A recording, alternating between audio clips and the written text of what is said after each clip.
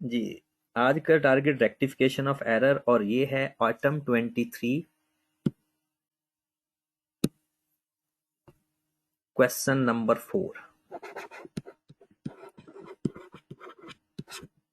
Autumn 23 का question number 4 कहता है pass journal entries to correct the above error, narrations are not required. 8 number का सवाल, 5 entries 8 number, मतलब कि कोई एंट्री 2 नंबर की भी हो सकती है, कोई एंट्री 1 नंबर की भी हो सकती है, 1.5 मार्क्स की भी हो सकती है। During the review of accounting record and financial statement for the year ended 30th June 22 of TeleTraders, following errors were highlighted। सबसे पहला एरर कहता sales include an outstanding balance 500,000 for which a customer would need to pay. ये autumn 23 का नहीं है सवाल, sorry, ये autumn 22 का नहीं है, ये और साल है। ऑटम 23 इधर है, ये इसको बाद नेक्स्ट करते हैं। ये है, ये भी 8 नंबर का ही है।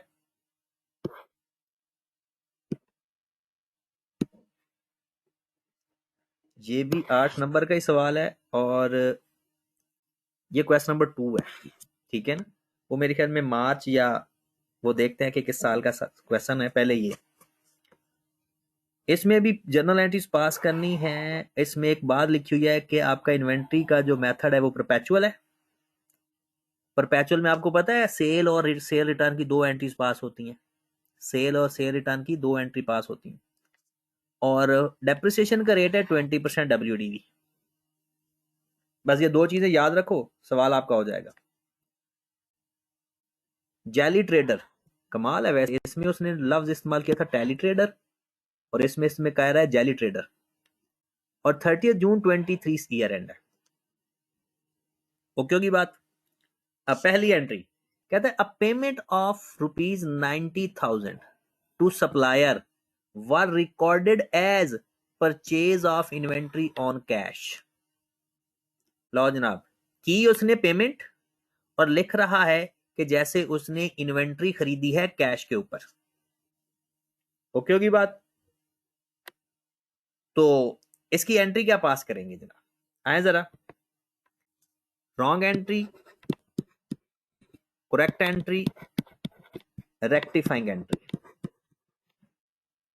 रॉन्ग एंट्री उसने पास की कि कहता है अब की पेमेंट थी और लिखा जैसे इन्वेंट्री खरीदी है, तो रॉन्ग एंट्री उसने पास की इन्वेंट्री टू कैश।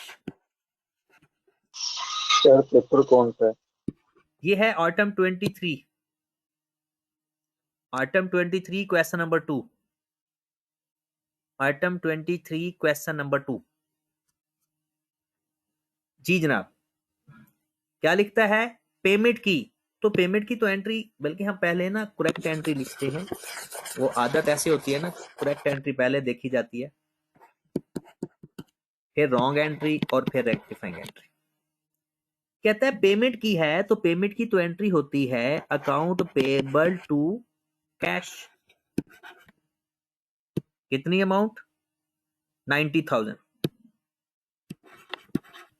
ये एंट्री बनती थी। कहता है भाई साहब ने एंट्री पास कर दी है कि जैसे इन्वेंट्री खरीदी हो, और परपेचुअल सिस्टम में इन्वेंट्री खरीदने की एंट्री होती है इन्वेंट्री टू कैश। लो मेरे भाई,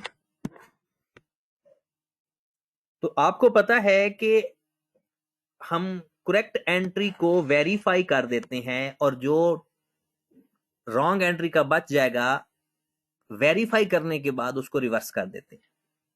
तो सबसे पहले देखें कि अकाउंट पेएबल को डेबिट करना था, क्या उसने किया हुआ है। अकाउंट पेएबल को डेबिट करना चाहिए था, उसने नहीं किया हुआ, तो अकाउंट पेएबल डेबिट कर देंगे। डन। कैश को क्रेडिट करना था, उसने भी क्रेडिट किया हुआ है। ओके, जब करेक्ट एंट्री पूरी तरह वेरीफाई हो जाए तो बाकी जो भी अनचेक रह जाएगा रॉन्ग एंट्री के अंदर उसको सिंपल रिवर्स कर दिया करो। तो इसका मतलब अब इन्वेंट्री बच गया डेबिट साइड पर, जिसको उसने गलत डेबिट किया हुआ है हम उसे क्रेडिट कर दें। तो ये हमारी रेक्टिफाइंग एंट्री पास हो जाएगी। ओके होगी बात? ये हमारा सोल्यूशन होगा, बाकी हमारी वर्किंग है। और चाहो तो आप वर्किंग सोल्यूशन के अंदर भी ये तीनों बना सकते हो कॉलम। नेक्स्ट, ये भी एक अच्छी चीज है, और जिस बच्चे को पूरी तरह नॉलेज नहीं है पीआरसी IS2 का, उसके लिए ये बहुत मुश्किल सवाल था। उसके लिए 8 नंबर लेना बहुत मुश्किल था, लेकिन जिसको पूरे वो एंट्रीज आती हैं इन्वेंट्री की, उसके लिए बहुत ही आसान। जैसे कि inventory withdraw bye the owner for personal use. जब इन्वेंट्री पर्सनल यूज के लिए विदड्रॉ की जाए तो भाई साहब एंट्री पास होती है drawings debit inventory credit. Drawings debit perpetual में, पीरियोडिक में होती है इन्वेंट्री ड्राइंग्स टू परचेज। लेकिन उसने क्या एंट्री पास कर दी? कहता है was recorded as a credit sale. उसने इसको क्रेडिट सेल रिकॉर्ड किया। क्रेडिट सेल की भाई साहब 2 एंट्री पास होती हैं। सेल की परपेचुअल सिस्टम में सेल की 2 एंट्रीज होती हैं, और CPS है 25% ऑफ सेल। तो अब पहले तो मुझे ऐसा करो कि इसकी सेल फाइंड करके दो, कॉस्ट फाइंड करके दो। 460/100 मल्टीप्लाइड बाय 75, और CPS लगाना तो आता है ना, करो जरा।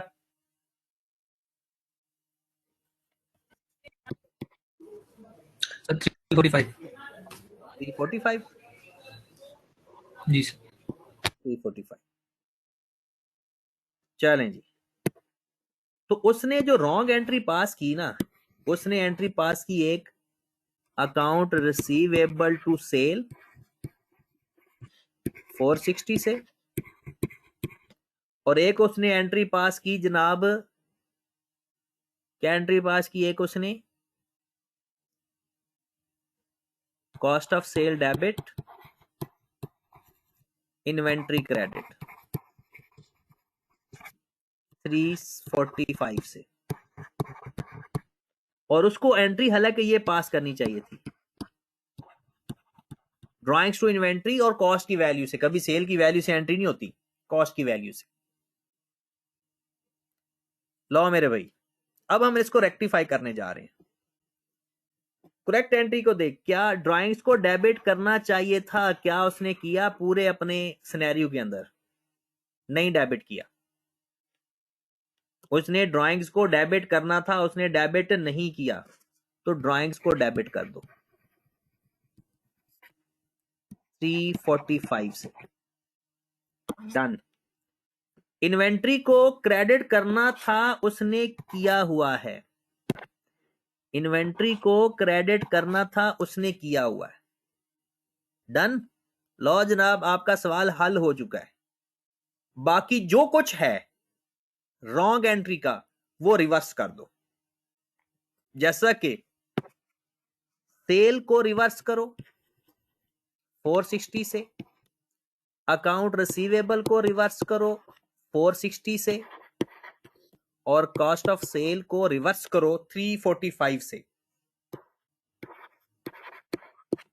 उसने ये भी डेबिट किया हुआ है ना, ये डेबिट किया हुआ था, हमने इसको क्रेडिट कर दिया। ये भी डेबिट था, हमने इसको क्रेडिट कर दिया, और जो क्रेडिट था उसको डेबिट कर दिया। तो मेरे भाई रेक्टिफाइंग एंट्री पास होगी। क्या करना है? पहले करेक्ट एंट्री को वेरीफाई करना है पूरे रॉन्ग एंट्री के साथ। जितना करेक्ट वाला हो गया और जो रॉन्ग एंट्री में अनचेक चीज रह जाएगी उसको रिवर्स कर देते हैं। मतलब कि अकाउंट रिसीवेबल को गलत उसने डेबिट किया हुआ है, सेल को गलत क्रेडिट किया हुआ है, कॉस्ट ऑफ सेल को गलत डेबिट किया हुआ है, तो ये हमारी एंट्री पास होगी। ओके होगी बात? आई कैप के सोल्यूशन में अगर किसी ने देखा है तो आई कैप ने इसकी एंट्री कुछ इस तरह से पास की हुई है। उसने पहले सिर्फ सेल को रिवर्स किया हुआ है। उसने एंट्री पास की हुई है सेल टू अकाउंट रिसीवेबल 460 से, और फिर उसने एंट्री पास की हुई है drawings to cost of sale, drawings to cost of sale 345 से। तो दोनों एंट्रीज ठीक हैं, हमने कंपाउंड एंट्री पास की है, आई कैप ने सिंपल एंट्री 2 पास कर दी। Got it? चलें जी, नेक्स्ट, डन। तीसरे नंबर पर आ जाए, inventory returned by a customer. लो मेरे भाई, परपेचुअल सिस्टम में सेल की भी 2 एंट्रीज, सेल रिटर्न की भी 2 entries. while a selling price of rupees 540 were debited to inventory and credited to receivable at the selling price। कहते हैं inventory return by a customer, और जब इन्वेंट्री कस्टमर रिटर्न करता है ना, उसकी एंट्री जरा देखिएगा। एंट्री होती है sale return debit, account receivable credit, sale की अमाउंट से 540, और फिर एंट्री होती है इन्वेंट्री डेबिट, ये होती है परपेचुअल में, कॉस्ट ऑफ सेल क्रेडिट इसकी सेल वैल्यू से। तो 540 डिवाइड बाय 100 मल्टीप्लाइड बाय 75, कितनी अमाउंट आ जाएगी बताइएगा जरा। 540 डिवाइड बाय 100 मल्टीप्लाइड बाय 75, 432। 432। लो मेरे भाई, ये एंट्री पास होनी चाहिए थी करेक्ट। उस जालिम ने क्या एंट्री पास कर दी, उसने क्या लिखा, वो कहता है डेबिटेड टू इन्वेंट्री 540 से, सेलिंग प्राइस से, और क्रेडिटेड टू अकाउंट रिसीवेबल, मतलब डेबिटेड टू इन्वेंट्री 540 से और क्रेडिटेड टू अकाउंट रिसीवेबल 540 से। ये उसने किया। अब हम कंपेयर करते हैं, सेल रिटर्न को डेबिट करना था। जी कुछ पूछना चाह रहे हो? 405 है, सेल्स की 405 वैल्यू है, 432 नहीं है। 540 डिवाइडेड बाय 100 मल्टीप्लाइड बाय 75, हाँ जी 405 है। 405। ये 405 जी सर 405। ओके, चलें जी। अब सेल रिटर्न को करना था डेबिट 540 से, क्या उसने करेक्ट पोर्शन में जाओ, रॉन्ग पोर्शन, क्या उसने किया हुआ है? बिल्कुल नहीं किया हुआ। तो हम रेक्टिफाई करते वक्त जो एंट्री उसने पास ही नहीं की पहले, तो वो पास करो। डन। अकाउंट रिसीवेबल उसने भी क्रेडिट किया हुआ है, करना भी चाहिए था। डन। इन्वेंट्री को डेबिट करना था 405 से, उसने किया हुआ है 540 से। ज्यादा डेबिट किया हुआ है या कम? करना चाहिए था 405 से, उसने किया हुआ है 540 से। ज्यादा डेबिट किया हुआ है या कम? बोल दो। ज्यादा ज्यादा। ज्यादा किया है तो सर। ज्यादा डेबिट किया हुआ है, ज्यादा है सर। क्रेडिट कर दो। इन्वेंट्री क्रेडिट करो जरा डिफरेंस से। 135। 135। लो जी, ये काम भी ठीक हो गया। कॉस्ट ऑफ सेल को क्रेडिट करना था, उसने किया ही नहीं हुआ। कॉस्ट ऑफ सेल को क्रेडिट करना था, उसने किया ही नहीं हुआ। 405 से। लो जनाब, रेक्टिफाइंग एंट्री पास हो गई, क्योंकि जो रॉन्ग वाला है वो दोनों टिक हो चुके हैं, कोई चीज नहीं रही, सारे कंपेयर हो गए हैं, और रेक्टिफाइंग एंट्री भी पास हो गई। दोबारा देखें, से रिटर्न को डेबिट करना था, उसने नहीं किया, कर दिया डेबिट। अकाउंट रिसीवेबल 540 से क्रेडिट करना था, हुआ है। इन्वेंट्री को 405 से डेबिट करना था, उसने 540 से किया हुआ है, उसको भी हमने सही कर दिया। और कॉस्ट ऑफ सेल उसने क्रेडिट किया ही नहीं हुआ, हमने कर दिया, खत्म। रेक्टिफाइंग एंट्री पास हो गई। लो मेरे भाई, नेक्स्ट आओ। ये एक अच्छी एंट्री है, चौथी। On November 1st 2022 an item of equipment was sold for rupees 90,000। 90,000 का एक इन्वेंट्री से इक्विपमेंट सेल किया। The disposal was not recorded. Disposal को रिकॉर्ड ही नहीं किया, एंड द अमाउंट रिसीव्ड, और जो पैसे मिले was credited to depreciation expense, उसकी एंट्री पास कर दी cash debit depreciation expense credit, and जो अमाउंट रिसीव हुई तो कैश डेबिट हुआ, तो क्रेडिट किसको किया? डेप्रिसिएशन एक्सपेंस को। अब पहली बात तो ये गलत हो गई। दूसरी बात, on 1 July 2022 the equipment had a WDV 120,000। कहता साल के शुरू में उसकी जो बुक वैल्यू थी, क्योंकि 1722 हमारा साल का स्टार्ट है, 120 थी, और उसकी जो ओरिजिनल कॉस्ट थी तब की वो 250,000 थी, और मेथड WDV है 20%। इसका मतलब ये हुआ, सबसे पहले तो हमें डेप्रिसिएशन की एंट्री पास करनी चाहिए, क्योंकि उसने डिस्पोजल तो रिकॉर्ड ही नहीं किया। उसने तो नॉर्मल पूरी की पूरी एंट्री पास कर दी होगी ना, पूरे साल की डेप्रिसिएशन फाइंड करके। तो गलती क्या हुई? गलती ये हुई कि सबसे पहले तो हम करेक्ट एंट्री पास करते हैं ना, कैश को डेबिट करना चाहिए था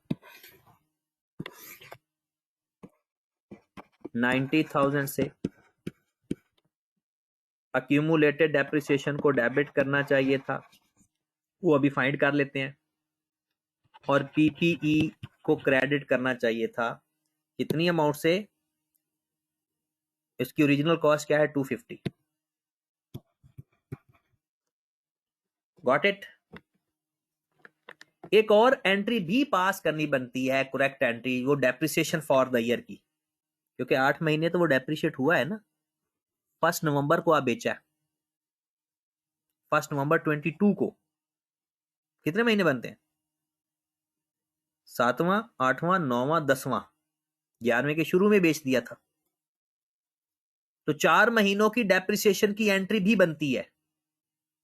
वो 4 महीनों की डेप्रिसिएशन कितनी बनती है? 120,000 मल्टीप्लाइड बाय 20% मल्टीप्लाइड बाय 4/12। लो जनाब, करो जरा, कितनी अमाउंट आएगी? 8,000। 8,000 डेप्रिसिएशन की एंट्री भी पास करनी चाहिए, डेप्रिसिएशन टू अक्यूमुलेटेड डेप्रिसिएशन 8,000। ये है करेक्ट एंट्री पूरी। अक्यूमुलेटेड डेप्रिसिएशन भी फाइंड कर लो, देखिएगा जरा अक्यूमुलेटेड डेप्रिसिएशन कैसे आई। 250,000 से माइनस करो 120,000, कितना आ गया आंसर? 250 माइनस 120, 130,000। 130,000।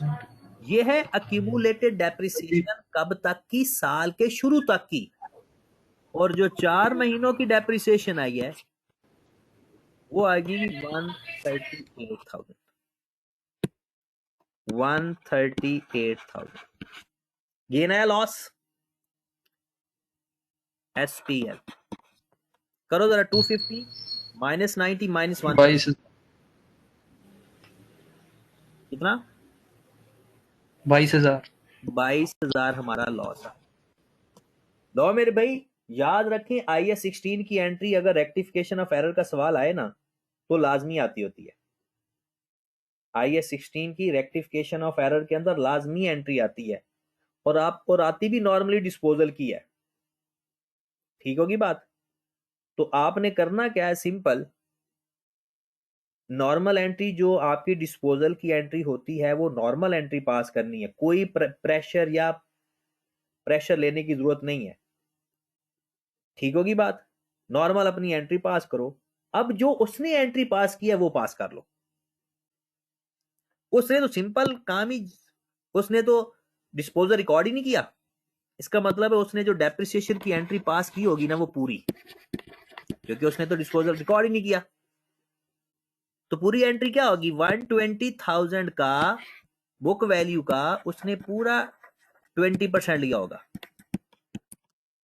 कितनी आ गई अगर 120,000 का 20% लें? 24,000। उसने एंट्री पास की होगी 24,000 पूरी, क्योंकि उसने तो डिस्पोजल रिकॉर्ड ही नहीं किया। और दूसरी एंट्री उसने पास की अमाउंट रिसीव की,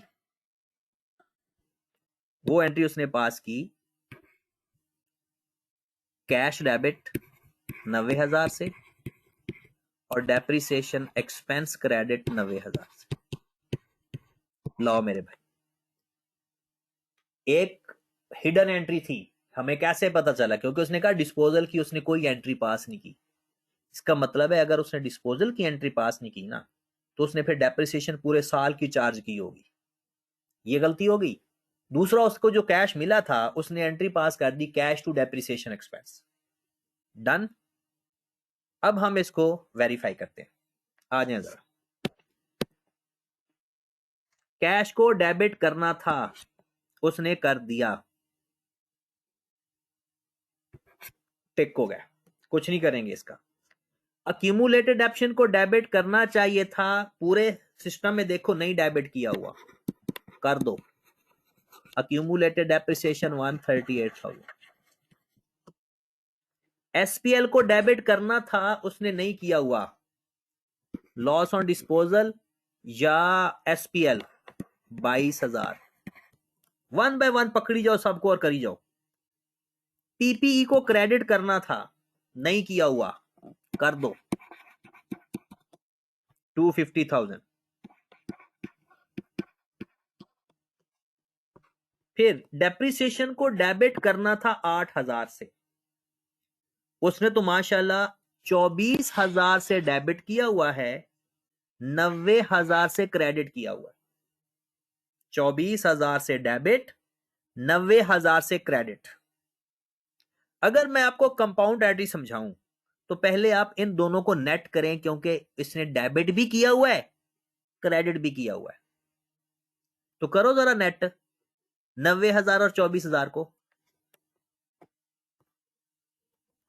66 56,000 क्रेडिट, उसने 66 सर। 56,000 से डेप्रिसिएशन को क्रेडिट किया हुआ है। नेट करके मैं कर रहा हूं सर 66 डबल सिक्स है सर जी 66 डबल 6 कर देते। Got it. हालांकि करना था 8,000 से डेबिट, उसका हो गया नेट करके क्रेडिट। करना था डेबिट, उसने नेट करके किया, तो क्या किया हुआ है? क्रेडिट। तो क्या करेंगे? 8,000 से डेबिट करना था, वो डेबिट भी करेंगे, और जो उसने गलत क्रेडिट किया हुआ है उसको भी डेबिट करेंगे। तो 8,000 प्लस 66,000 से डेबिट कर देंगे। जो 8,000 डेबिट करना था वो भी किया, और जो नेट करके उसने क्रेडिट किया हुआ है, यानी नेट करके उसका क्रेडिट साइड पर आ रहा है, और हमारा पूरे सिस्टम में डेबिट है, पूरा सिस्टम में डेबिट है। तो कितनी अमाउंट आ गई? 74 74,000। लो जनाब, अक्यूमुलेटेड डेप्रिसिएशन को क्रेडिट करना था 8,000 से, उसने क्रेडिट किया हुआ है 24,000 से। पहले भी इसको वो नेट करके करते ज्यादा बेहतर था, लेकिन चलें हो जाएगा। क्रेडिट करना था 8,000 से, उसने कितने से किया हुआ है? 24,000 से। ज्यादा क्रेडिट किया हुआ है या कम? ज्यादा। कितने से ज्यादा? 16,000 से। तो जितने से गलत ज्यादा क्रेडिट किया हुआ है उसको रिवर्स कर देंगे, तो 16,000 इसके अंदर मजीद ऐड कर देंगे, क्योंकि क्यूमुलेटिव ऑप्शन तो पहले भी पड़ा हुआ है। लो जनाब, आपकी एंट्री पूरी होगी। इसको अलग अलग भी किया जा सकता था, वो भी मैं समझाता हूं, अलग अलग भी किया जा सकता था। कंपाउंड एंट्री पूरी होगी हमारी। ये 138 और 16 को प्लस करके बता दो। 138 154 154 जी सर। और ये टोटल 250,000 बन जाएगा। अब मैं आपको ना इसको सेपरेट करके भी समझाता हूं, क्योंकि ये आप ऐसे भी कर सकते हैं। या डेप्रिसिएशन की एंट्री करनी चाहिए थी उसको 8,000 से, उसने की हुई है 24,000 से। सिर्फ डेप्रिसिएशन को देखें पहले, तो उसने एक्सेस डेप्रिसिएशन चार्ज कर दी, तो जितनी एक्सेस की अक्यूमुलेटेड डेप्रिसिएशन टू डेप्रिसिएशन कर दो 16,000। एक एंट्री इसको वेरीफाई करो, इन दोनों को, फिर दूसरी एंट्री पास कर लो, इनको कंपेयर करो।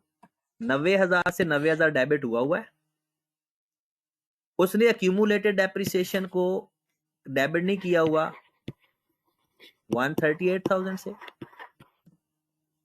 फिर एसपीएल को डेबिट नहीं किया हुआ 22,000 से, फिर उसने डेप्रिसिएशन को गलत डेबिट क्रेडिट किया हुआ है 90,000 से। ओके होगी बात। और पीपीई को क्रेडिट कर दो 2,50,000। आप ऐसे भी कर सकते थे। सिंपल ये है कि इनको अगर प्लस करें, अक्यूमुलेटेड डेप्रिसिएशन को अक्यूमुलेटेड डेप्रिसिएशन में प्लस कर दें, ये डेबिट क्रेडिट को माइनस कर दें, कंपाउंड एंट्री बन जाएगी। ओके होगी बात। चलें जी, लास्ट ट्रांजैक्शन 5वें नंबर पे। A cheque issued for 1 year rent 1st May 23 to 30th April 24 amounting to ₹240,000। कहता हमने 2,40,000 का ना एक चेक इशू किया था, was dishonour due to mistake. वो गलती से, मिस्टेक से, यानी वो डिसऑनर हो गया, नाम गलत लिखा था। No entry was made upon the return of the cheque. कहते जब चेक वापस आया ना तो हमने कोई एंट्री नहीं पास की, और चेक दोबारा वापस ईयर एंड के बाद ही हुआ। लो जनाब, गलती क्या थी? हुआ ये था, जब हमने चेक इशू किया था तब एंट्री एक पास की थी, अपना बैंक क्रेडिट किया होगा कितनी अमाउंट से? 240,000 से। ऐसा ही है। रेंट एक्सपेंस डेबिट किया होगा 2 महीनों का रेंट, मई और जून का, मई और जून, क्योंकि 2 महीनों का रेंट हमारा बनता है, और बाकी हमने किया होगा प्रीपेड रेंट। ये एंट्री बनती है। हमने रेंट डेबिट किया होगा 2 महीनों का, प्रीपेड रेंट को भी डेबिट किया होगा, और बैंक को क्रेडिट किया होगा। 2 महीनों का रेंट जरा बताएं कितना बनता है? Divide by 12 multiply by 2, 40। 40,000। जी सर। और 2 हमारा आ गया प्रीपेड। हालांकि वो चेक डिसऑनर हो गया। जब चेक डिसऑनर हो गया तो हमें वापस अपना बैंक डेबिट कर लेना चाहिए था। और अब असल एंट्री क्या बनती है? क्योंकि चेक की तो बात खत्म हो गई ना, असल एंट्री बननी चाहिए थी रेंट डेबिट और एक्रूड रेंट क्रेडिट या रेंट पेएबल क्रेडिट 40,000 का, बस ये बननी चाहिए थी ओरिजिनल एंट्री। हमने एंट्री पास की हुई है 2,40,000 से रेंट बैंक क्रेडिट किया हुआ है।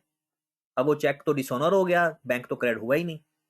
प्रीपेड रेंट 2 लाख से डेबिट किया हुआ है, और 40,000 का रेंट डेबिट किया हुआ है, ताकि क्योंकि वो बनता है।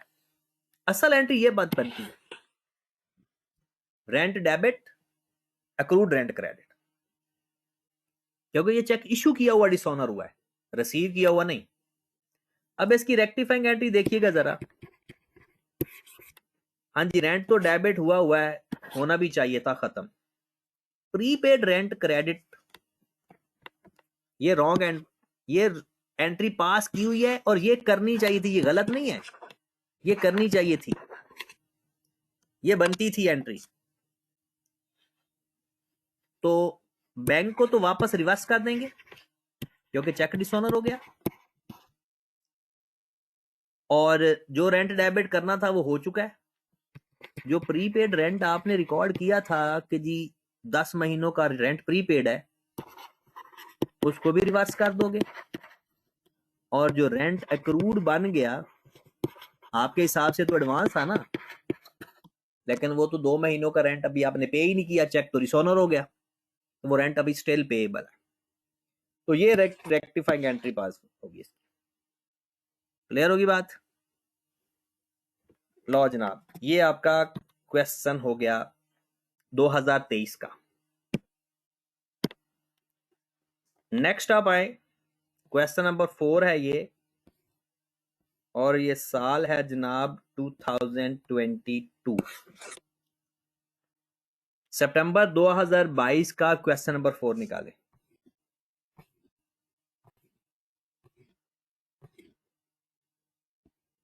ये भी 8 नंबर का सवाल था जनाब।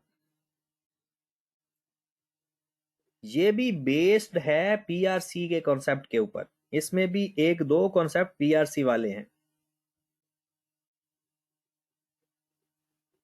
निकालें जरा।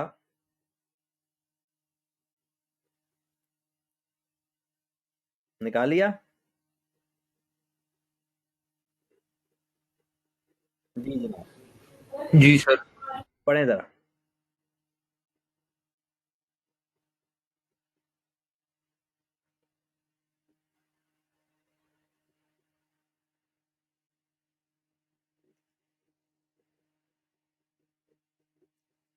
During the review of the accounting record and financial statement for the year ended 30th June, Tally traders following errors were highlighted.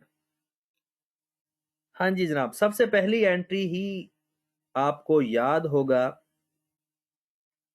Sales include, sales के अंदर शामिल है an outstanding balance 500,000 for which a customer would need to pay 485,000 only if payment is made within 30 days. कहता है sales include an outstanding balance. कहता है outstanding balance का मतलब क्या है? रिसीवेबल। आउटस्टैंडिंग बैलेंस का मतलब क्या होता है? रिसीवेबल। कहता है सेल के अंदर अमाउंट शामिल है 500,000, अगर उसने 30 दिन के अंदर पैसे दे दिए तो वो 485 पे करेगा। कहता है कि the customer is expected to pay within 30 days. याद आया कि अगर कस्टमर 30 डेज के अंदर पे कर दे तो सेल पूरी रिकॉर्ड नहीं करते, रिड्यूस अमाउंट से रिकॉर्ड करते हैं। याद आई बात ये कि अगर एक्सपेक्टेड हो कि परचेज के केस में फुल अमाउंट होती है, चाहे एक्सपेक्टेड हो या नॉट एक्सपेक्टेड हो, क्योंकि प्रूडेंस कंसेप्ट हमें कहता है इनकम और एसेट ओवरस्टेट नहीं करने, एक्सपेंस और लायबिलिटी कर सकते हो। तो आपको चाहिए थी, सेल के अंदर इंक्लूड होना चाहिए था 485 से, उसने सेल के अंदर लिखा हुआ है 500,000 से। लो जनाब, तो क्या करें? आ जाए जरा, सिंपल इसकी रेक्टिफाइंग एंट्री बन गई। सेल्स को डेबिट कर देंगे या डिस्काउंट अलाउड को, और अकाउंट रिसीवेबल को क्रेडिट कर देंगे 15,000 से।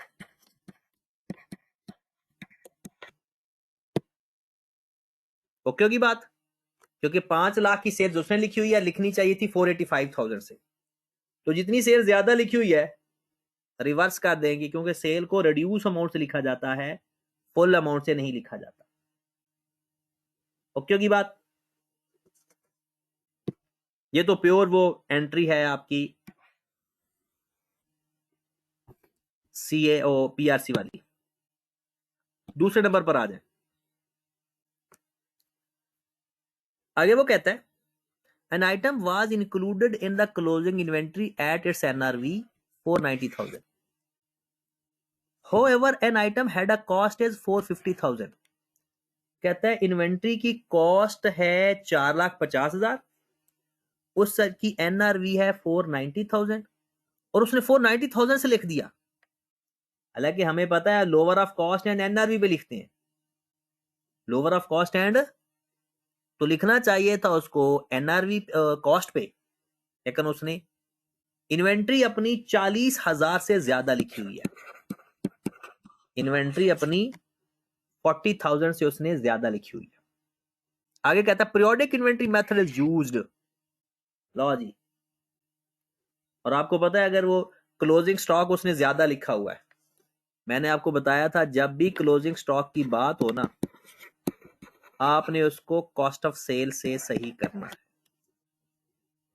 Cost of sale to closing inventory या क्लोजिंग स्टॉक। उसने क्योंकि स्टॉक के अंदर स्टॉक को लिखना चाहिए था 450 से, उसने लिखा हुआ है 490 से। जितने से स्टॉक ज्यादा लिखा हुआ है उसको कम कर दो और कॉस्ट ऑफ सेल को दूसरी साइड पे लिख देते हो। ओके की बात। तीसरे नंबर पर आ जाए। A subtotal of 234,000 was carried forward in the purchase day book 432,000। कहते हैं control accounts are not maintained. और ये तो फॉरवर्ड यानी जब भी कोई बैलेंस नेक्स्ट पेज पे नेक्स्ट लेजर पे गलत लिखते हैं उसको सही करने के लिए सस्पेंस अकाउंट का सहारा लेते हैं। पता है ना इस बात का? तो करो फिर। आपने परचेज को ज्यादा लिख दिया, अब कम कर दें। परचेज को कम कर दें, परचेज को क्रेडिट कर दें और सस्पेंस अकाउंट को डेबिट कर दें। कितनी अमाउंट आ रही है? करो जरा डिफरेंस। 234 और 432 198,000। 198। 8 नंबर का ये सवाल था, कितना आसान था। लो जनाब, कहता है credit note issue. Credit note issue करते हो तो सेल रिटर्न की बात होती है। ये बात आपको याद हो के ना याद हो। जब क्रेडिट नोट इशू करते हैं तो मतलब सेल रिटर्न वो बंदा रिकॉर्ड करता है जो क्रेडिट नोट इशू करता है। कहता was recorded as credit note received. Record कर दिया जैसे कि परचेज रिटर्न है। लो जी, हो गया मसला। क्रेडिट नोट इशू किया था तो लिखना था यहां पर, ये करेक्ट एंट्री थी इसकी, सेल रिटर्न डेबिट करना था उसने और अकाउंट रिसीवेबल को क्रेडिट करना था 128,000 से।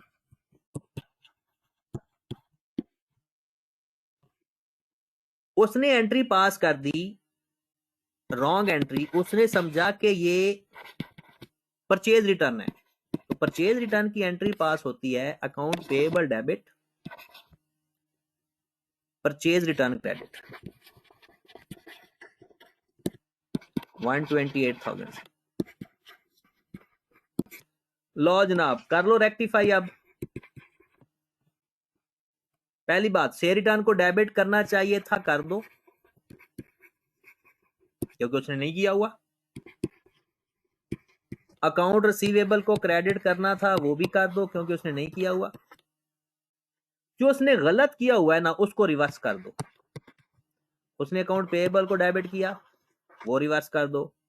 उसने परचेज रिटर्न को गलत किया हुआ, वो भी रिवर्स कर दो। हाँ, इसकी जगह आप सस्पेंस भी लिख सकते थे।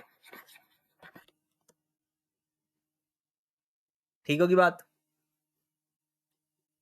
चले जनाब, आखिरी एंट्री। और मैंने आपको बताया है कि जब भी रेक्टिफिकेशन ऑफ एरर की एंट्री आएगी, आई कैप ये कभी हो ही नहीं सकता कि आई कैप आपको IS16 की एंट्री ना दे। चेक करें जरा। An office machine costing 3540 with a carrying value 2040 as on 1st July 21 was disposed of on 28 Feb 22 1860. The sale proceed were credited to accumulated option account। लो जी, एंट्री एक जैसी, सिर्फ पिछले सवाल में उसने गलती से किसको क्रेडिट किया था? डेप्रिसिएशन को। अब वो गलती से किसको क्रेडिट कर रहा है? अक्यूमुलेटेड ऑप्शन को। And full year depreciation was provided, और पूरे साल की डेप्रिसिएशन भी चार्ज कर दी। और मेथड भी कौन सा है? Reducing balance. सेम एंट्री, सब कुछ सेम, लेकिन थोड़ा सा तरीका का डिफरेंट। और बहुत अच्छी एंट्री है ये, और ये आई कैप की किताब में भी ये सवाल दिया हुआ है। हाँ जी, चेक कीजिएगा जरा। करेक्ट एंट्री पास करते हैं। करेक्ट एंट्री होनी क्या चाहिए थी? डेप्रिसिएशन कितने महीनों की बनती है? ईयर एंड है 30 जून, तो उसने कैरिंग वैल्यू दी है 2040 2040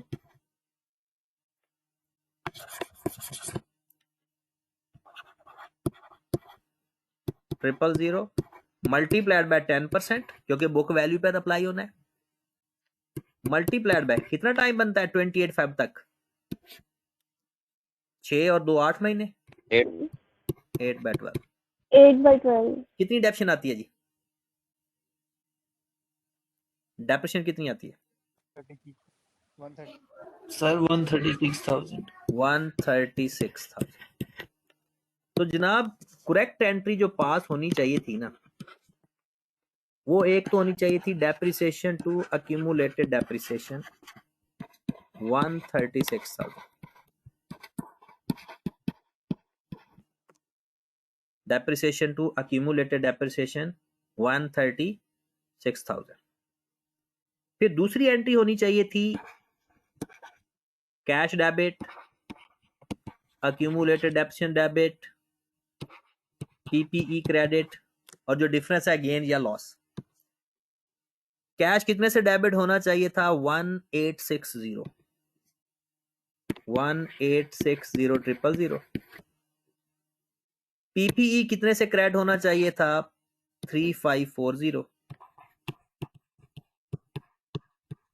अक्यूमुलेटेड डेप्रिसिएशन पहले तो निकाले ना साल के शुरू की, 3540 माइनस 2040 कितनी आ गई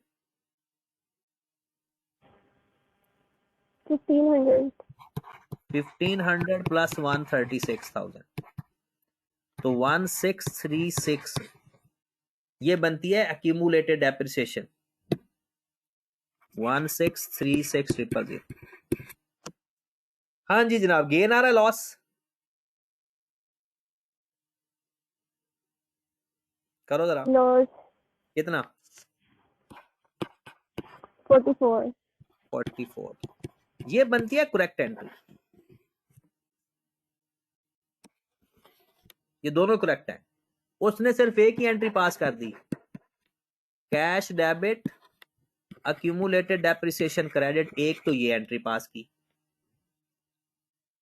1860000 और 1860000। एक उसने और एंट्री पास की depreciation to accumulated depreciation full year की।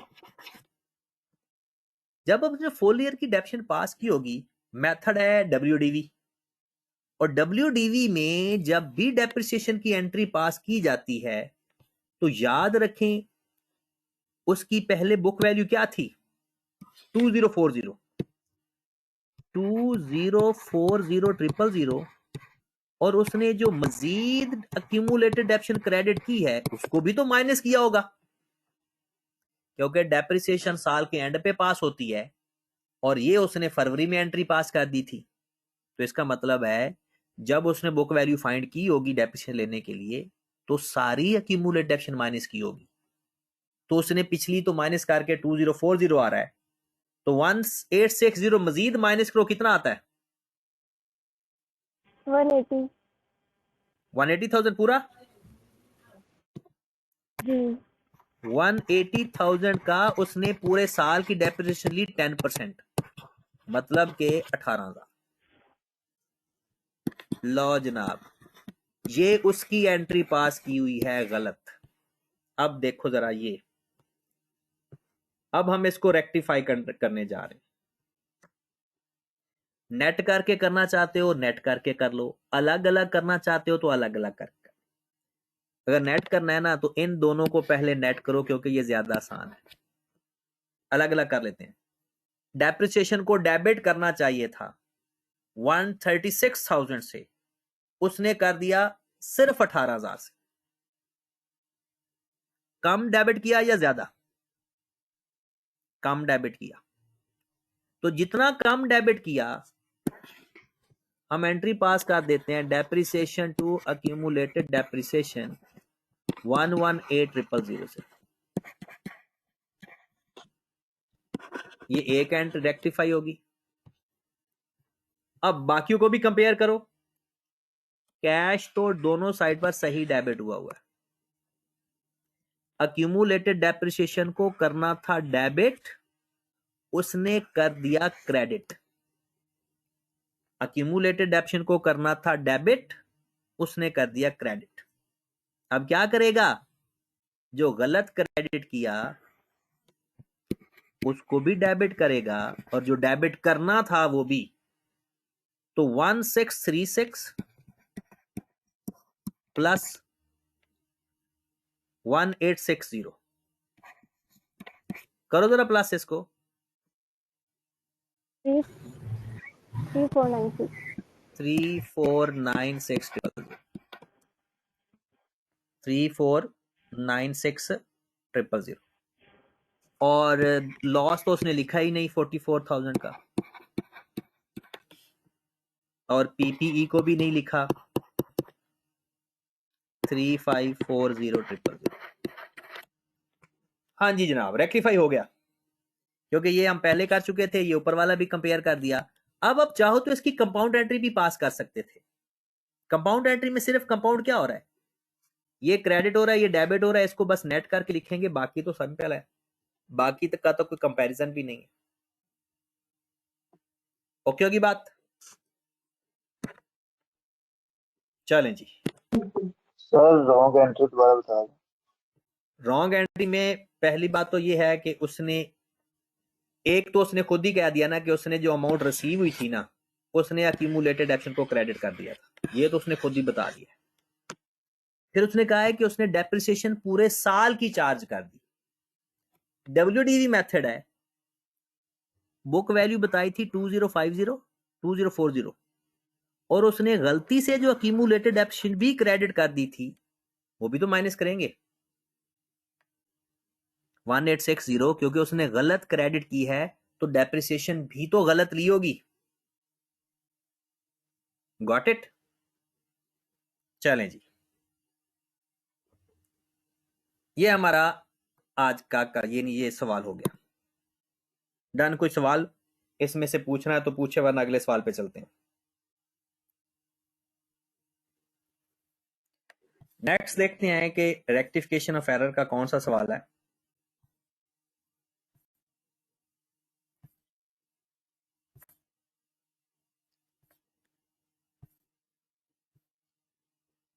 मार्च 2022 में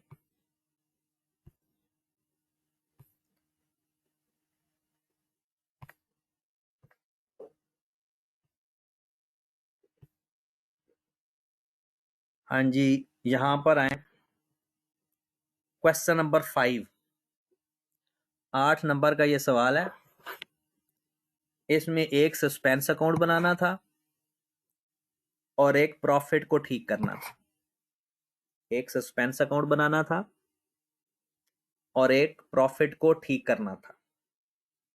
8 नंबर का ये सवाल है। मार्च 2022 में क्वेश्चन नंबर 5 निकालें जी जनाब, करें स्टार्ट करना जी। जी sir. The trial balance of Moon Mart did not agree with the 31st December 21 and shortage on the debit side. याद रखें, सस्पेंस अकाउंट में जो छोटी साइड होगी ब्रोडाउन हमेशा उसी साइड पर आएगा। जो साइड शॉर्ट होगी, जो साइड छोटी होगी, सस्पेंस अकाउंट का ब्रोडाउन उसी साइड पर आएगा। तो ये ख्याल रखना कि वो कभी कुछ कह देता है, कभी कुछ कह देता है, क्योंकि उसने 2 सवाल हमारे से पूछे हैं। एक कहता है सस्पेंस अकाउंट बनाओ,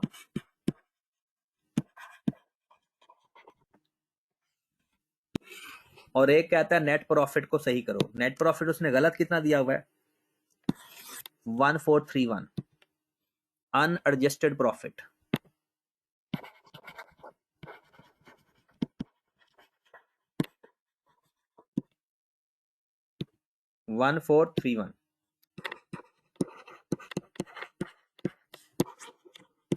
ओके होगी बात?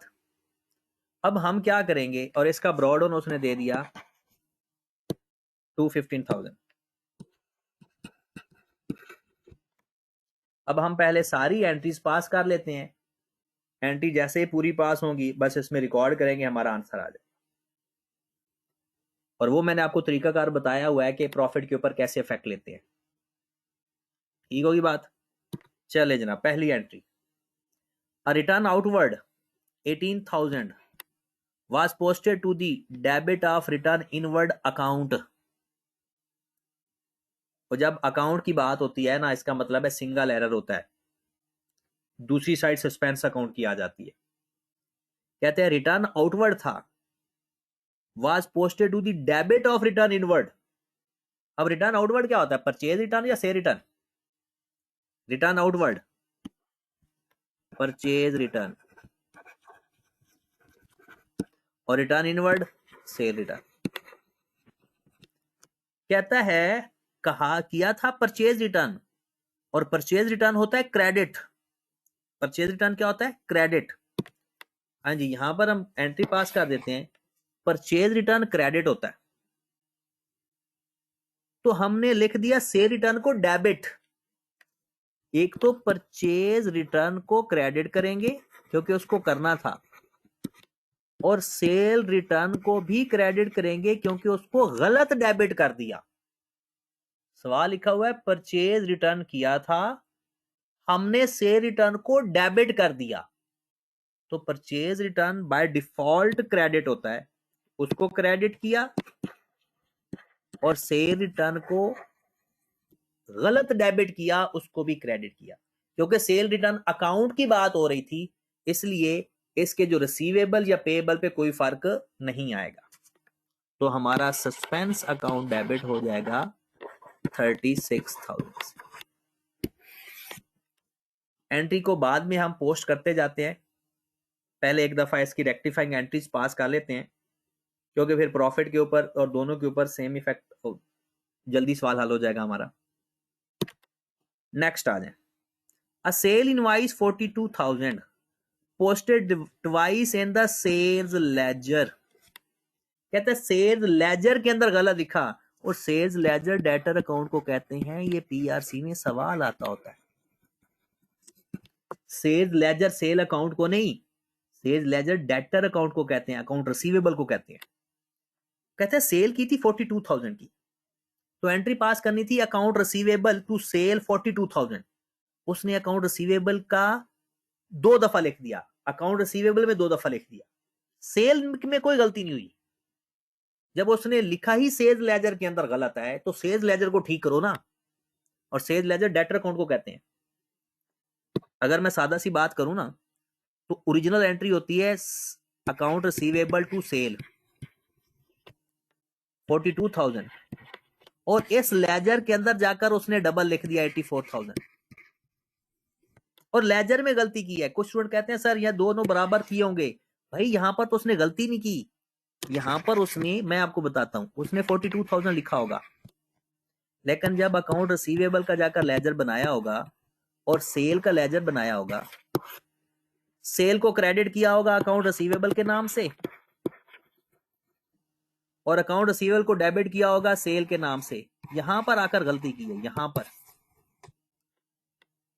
तो जब अकाउंट रिसीवेबल सिर्फ एक अकाउंट गलत होता है ना, तो सस्पेंस अकाउंट के साथ ठीक करते हैं। लो जनाब, आपने अकाउंट रिसीवेबल को 2 दफा लिख दिया, तो 1 दफा से क्रेडिट कर देंगे,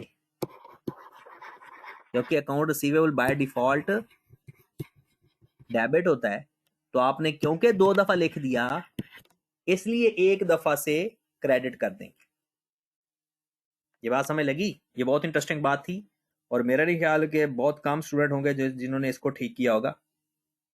बहुत ही मजेदार बात थी। नेक्स्ट, अगला सवाल, balance of accumulated depreciation of equipment was brought forward as 641 instead of 461 on 1/1/2021। Interesting. हमारा ईयर एंड है दिसंबर 2021। क्या है, दिसंबर 2021। तो अक्यूमुलेटेड डेप्रिसिएशन का ब्रॉड फॉरवर्ड ही गलत है। इसका मतलब है अगर बैलेंस होगा ना, मेथड ऑफ डेप्रिसिएशन गलत होगा, सॉरी रिड्यूसिंग बैलेंस मेथड होगा, इसका मतलब है डेप्रिसिएशन फॉर द ईयर भी गलत आई होगी, क्योंकि जब अक्यूमुलेटेड डेप्रिसिएशन ही गलत चार्ज की। अब यहां पर नीचे देखें जरा, MM uses periodic inventory method और equipment are depreciated 15% reducing balance method? जी जनाब, अब 15% आपने जब accumulated depreciation बताओ जरा, जब आपने चार्ज की होगी। हाँ जी, वो कहता है ब्रॉड फॉरवर्ड बैलेंस कितना है, पहले तो accumulated depreciation को ठीक करते हैं ना, फिर depreciation को भी ठीक करते हैं। बताएं जरा, आपने ज्यादा चार्ज ट्रांसफर की या कम? जी, कहता है brought forward as 641 instead of 461। ज्यादा कितनी ज्यादा? ज्यादा सही थी। कितनी ज्यादा? 180। 180। तो बाय डिफॉल्ट डेप्रिसिएशन क्रेडिट होती है, हमने रेक्टिफाई करने के लिए उसने ज्यादा क्रेडिट कर दी, हम उसको डेबिट कर देंगे 180,000 से।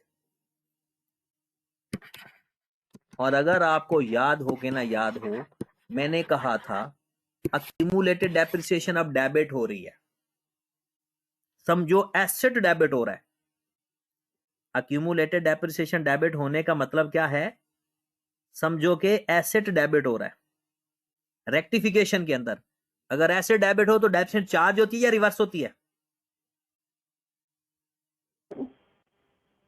चार्ज। अब दूसरी बात मैं बताता भी हूं, देखिए ना, रिड्यूसिंग बैलेंस मेथड था, उसने 180,000 ज्यादा अमाउंट माइनस करके डेप्रिसिएशन चार्ज की होगी, यानी बुक वैल्यू कम आ गई होगी। जब अक्यूमुलेटेड डेप्रिसिएशन ज्यादा चार्ज की होगी, बुक वैल्यू कम आ गई होगी, और बुक वैल्यू कम आने की वजह से जो depreciation for the year I होगी वो भी कम आ गई होगी। और जो रेट है हम क्या करेंगे, 180,000 के ऊपर वो रेट अप्लाई करेंगे। कितना रेट है? 15%। तो 180,000 का 15% रेट लेकर डेप्रिसिएशन दोबारा बढ़ा देंगे। तो एंट्री पास कर देंगे depreciation to accumulated depreciation, depreciation to 27,000। कितनी अमाउंट से? 27। 27। Yes sir. 27,000।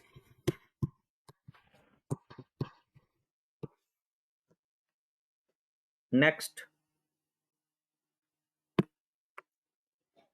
आगे वो कहता है following entries in the cash book were not posted.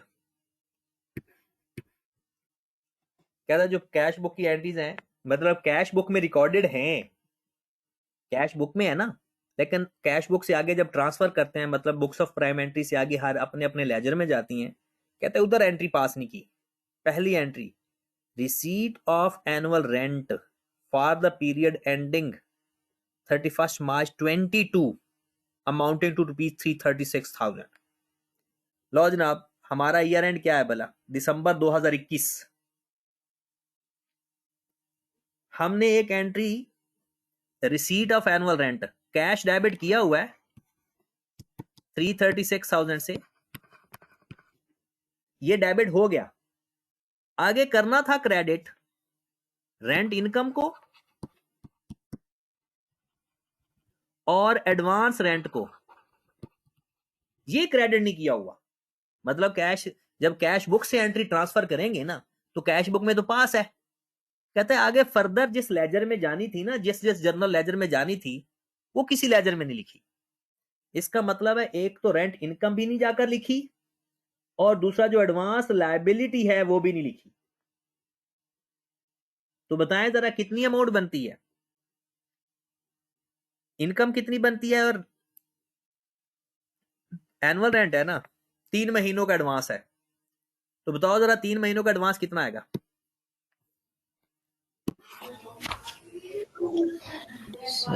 84।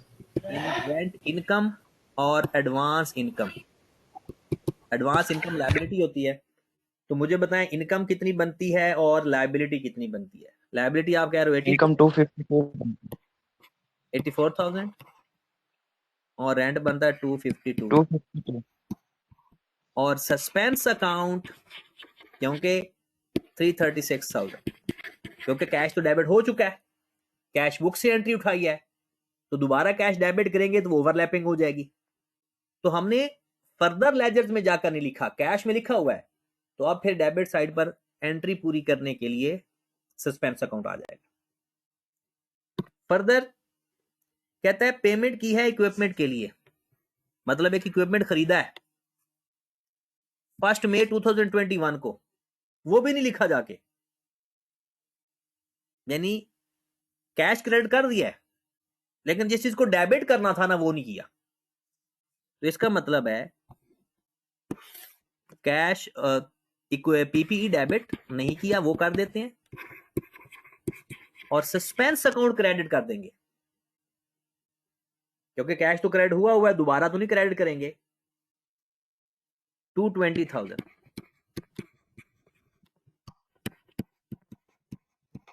और इसकी जो डेप्रिसिएशन की एंट्री है, जाहिर सी बात है जब एसेट के लेजर में नहीं गई एंट्री तो इसकी डेप्रिसिएशन की भी एंट्री पास नहीं हुई होगी।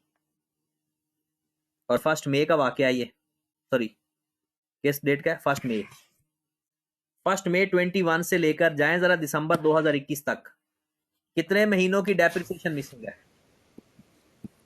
8 महीनों की।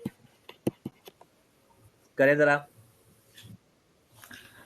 22,000। 22,000। क्लियर होगी बात?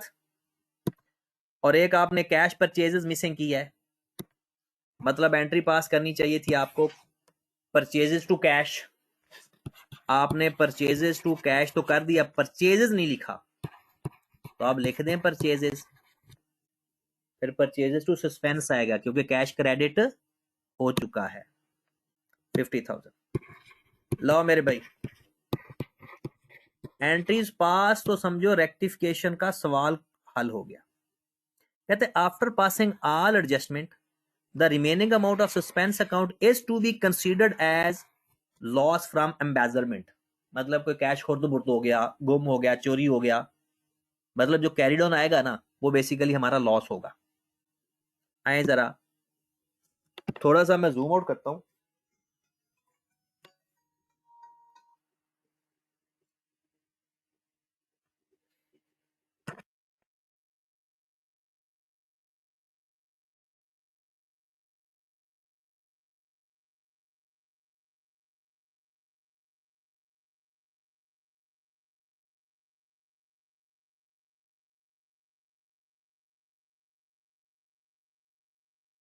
हाँ जी जनाब,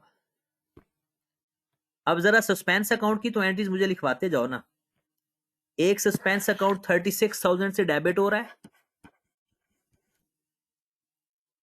फिर जनाब हमारा सस्पेंस अकाउंट 42,000, अकाउंट रिसीवेबल से नाम दूसरा तो आप लिख लोगे ना, फिर 180,000 से जी सर। हो रहा है, फिर जनाब 336,000 से डेबिट हो रहा है, फिर उसके बाद 220,000 से क्रेडिट हो रहा है, नाम आप खुद लिख लेना, फिर जनाब 50,000 से क्रेडिट हो रहा है। लो जी, इसका टोटल करो, वो कहता है जो डिफरेंस आएगा ना वो बेसिकली आपका लॉस होगा। तो पहले तो इसका डिफरेंस फाइंड करके बताएं लॉस कितना आ रहा है।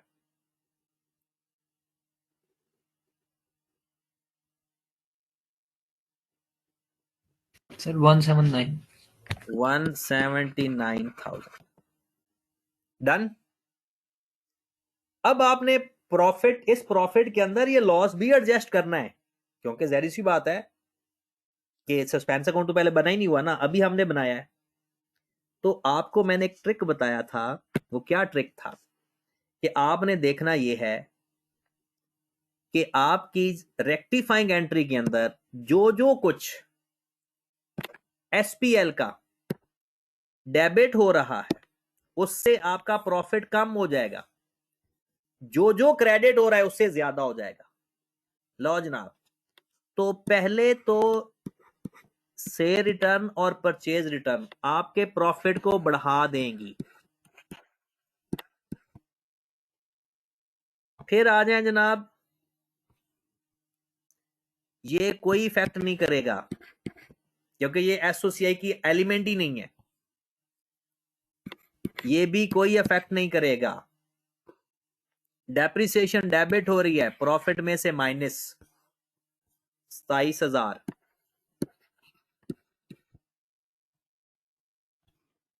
फिर आ जाए जनाब रेंट इनकम, प्रॉफिट में प्लस। एडवांस रेंट लायबिलिटी है, कोई इफेक्ट नहीं करेगा। 252,000 ये माइनस होगा। और ये बात याद है ना, या दोबारा बताने की जरूरत है? एसओसीआई का कोई भी एलिमेंट डेबिट होगा आपके प्रॉफिट को कम करेगा, क्रेडिट होगा आपके प्रॉफिट को ज्यादा करेगा। Got it? लो जनाब, ये एसेट है, कोई इफेक्ट नहीं होगा। सस्पेंस कोई इफेक्ट नहीं करेगा। अक्यूमुलेटेड कोई इफेक्ट नहीं करेगा। डेप्रिसिएशन माइनस होगी।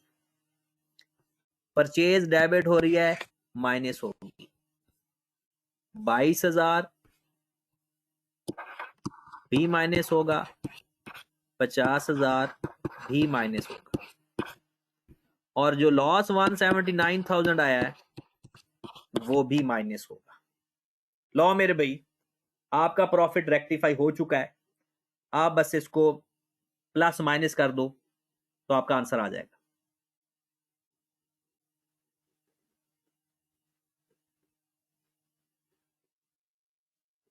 जी करो जरा आंसर, कितना आ गया?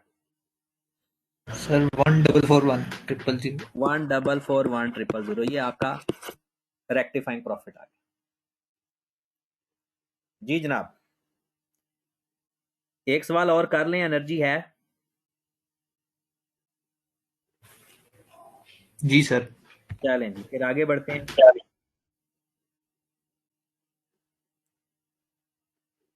आगे बढ़ते हैं जनाब।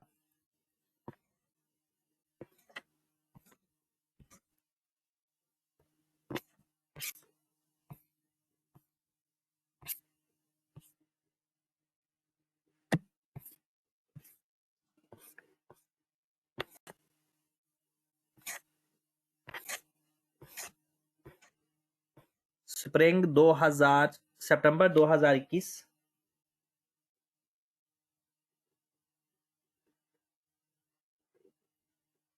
सितंबर 2021।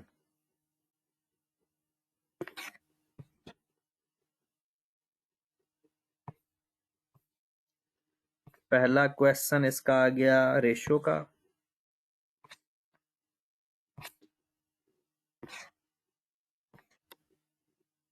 दूसरा क्वेश्चन नंबर 6.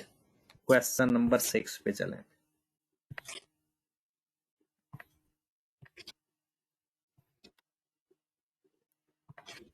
क्वेश्चन नंबर 5 है, 6 है? अच्छा, ये क्योंकि खुद से ऐड किया हुआ है क्वेश्चन, तो इस वजह से इसकी नंबरिंग आगे पीछे हो सकती है। चलें जी,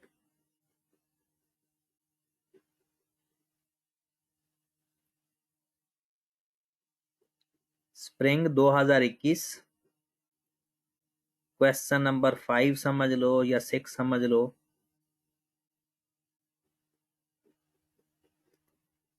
जी पढ़ना स्टार्ट करें जरा।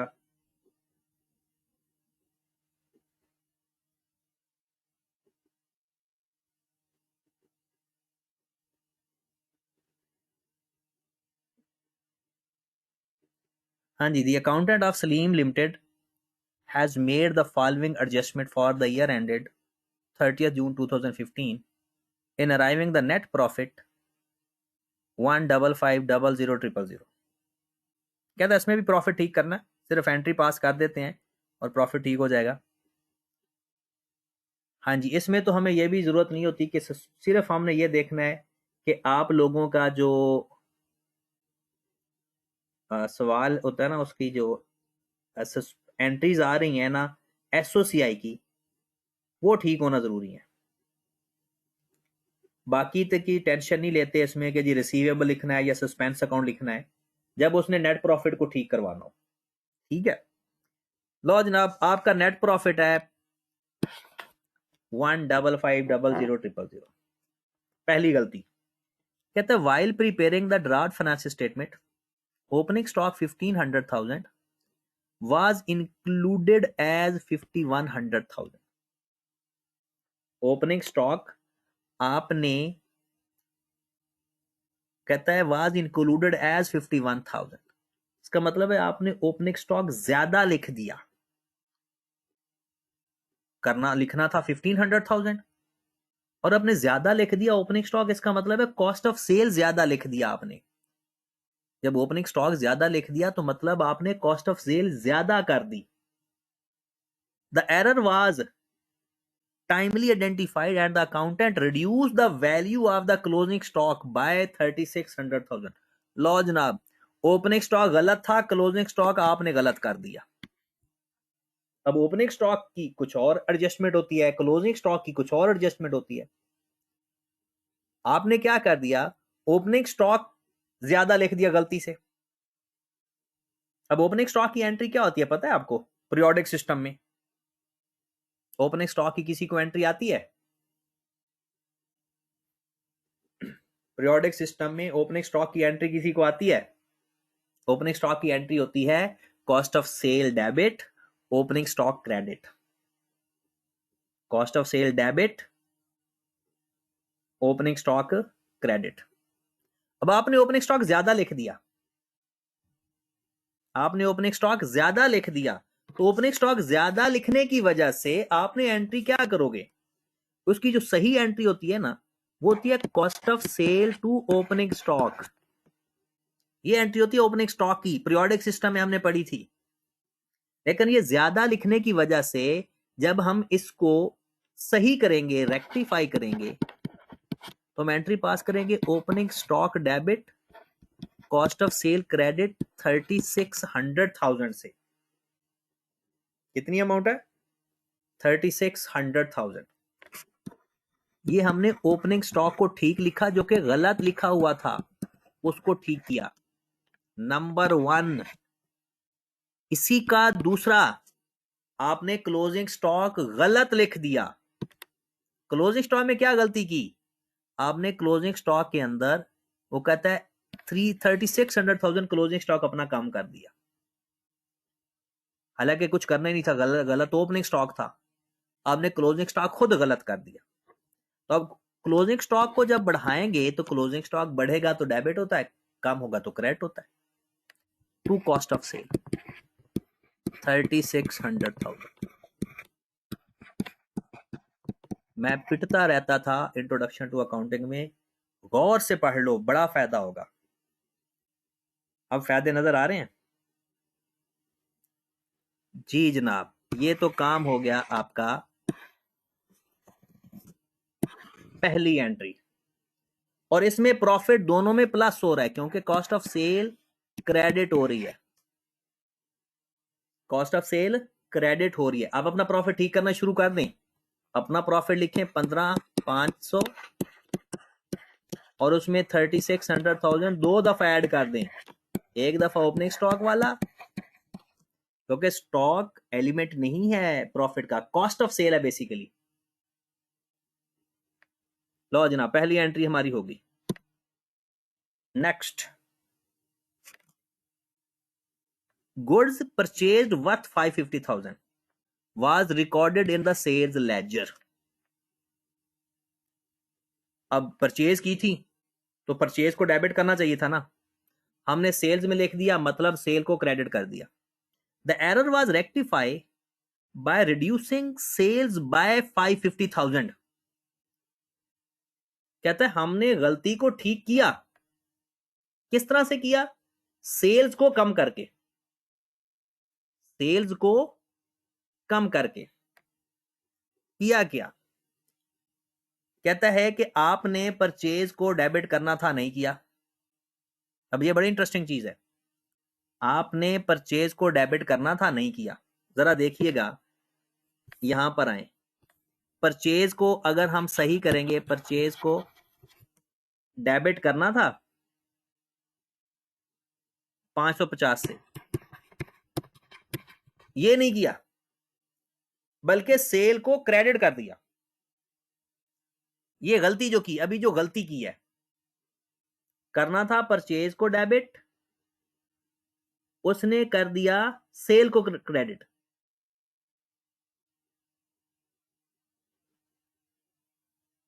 हाँ जी जनाब, अब उसने जब गलती की तो सेल्स को 5,50,000 से कम कर दिया। That was rectified by reducing sales by 550,000।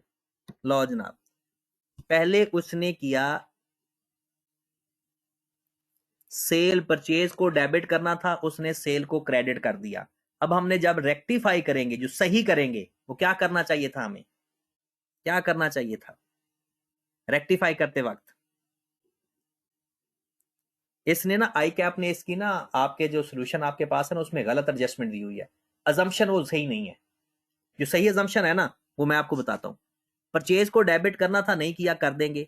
उसने उल्टा सेल को क्रेडिट कर दिया, सेल को क्रेडिट कर दिया। तो सेल को क्रेडिट जब किया, जब उसको सही करेंगे तो सेल को भी डेबिट करेंगे, और इसने ये कर दिया। सेल्स को उसने डेबिट कर दिया क्योंकि क्रेडिट कर दिया, फिर सही करते वक्त उसको डेबिट भी कर दिया। लेकिन परचेज को कहां डेबिट किया? फिर से परचेज तो स्टिल डेबिट होने से रह गई, और परचेज डेबिट होने से रह गई तो मतलब ये आपके प्रॉफिट को 5,50,000 से कम करेगी। लेकिन आई कैप ने ये अजम्पशन ली है कि उसने सेल को भी सही कर दिया, परचेज को भी सही कर दिया, बट ये अजम्पशन इतनी स्ट्रांग नहीं है। अजम्पशन आपकी ये ज्यादा स्ट्रांग है कि आपने क्या करना है, सेल तो ठीक हो गई लेकिन परचेज स्टिल अभी तक ठीक नहीं हुई। Got it? ये अजम्पशन है। अब ये अजम्पशन ज्यादा अच्छी है। तीसरे नंबर पर आ जाए। ऑन 1 जनवरी 2015, हमारा साल है 30 जून 2015, miscellaneous item of machinery were purchased for rupees 250,000 but was recorded as 25,000. The said entry was corrected by debiting the difference to the repair expense account. कहता है फिर उसको जब ठीक करने के लिए हमने एंट्री पास की ना, तो रिपेयर अकाउंट को डेबिट कर दिया 2,25,000 से, और कंपनी की पॉलिसी है कि डेप्रिसिएशन 10% है। लो जनाब, पहली बात कि उसने एसेट को गलत लिखा। कितने से गलत लिखा? 2,25,000 से। तो एक तो हम मशीन अपनी डेबिट करेंगे, दो मशीन को डेबिट करेंगे 2,25,000 से। ओके होगी बात? उल्टा उसने मशीन को डेबिट करने की बजाय रिपेयर अकाउंट को डेबिट कर दिया। कहता है the said entry was corrected by debiting to repair account. तो उसको भी रिवर्स करेंगे रिपेयर अकाउंट को 2,25,000 से। ये उसने गलत डेबिट किया, उसको ठीक करेंगे। मशीन को डेबिट किया ही नहीं था, उसको भी करेंगे, और मशीन की डेप्रिसिएशन भी चार्ज करेंगे, depreciation to accumulated depreciation account. लो जरा 10% मल्टीप्लाइड बाय 6/12। 2,25,000 का 10% मल्टीप्लाइड बाय 6/12 कितना?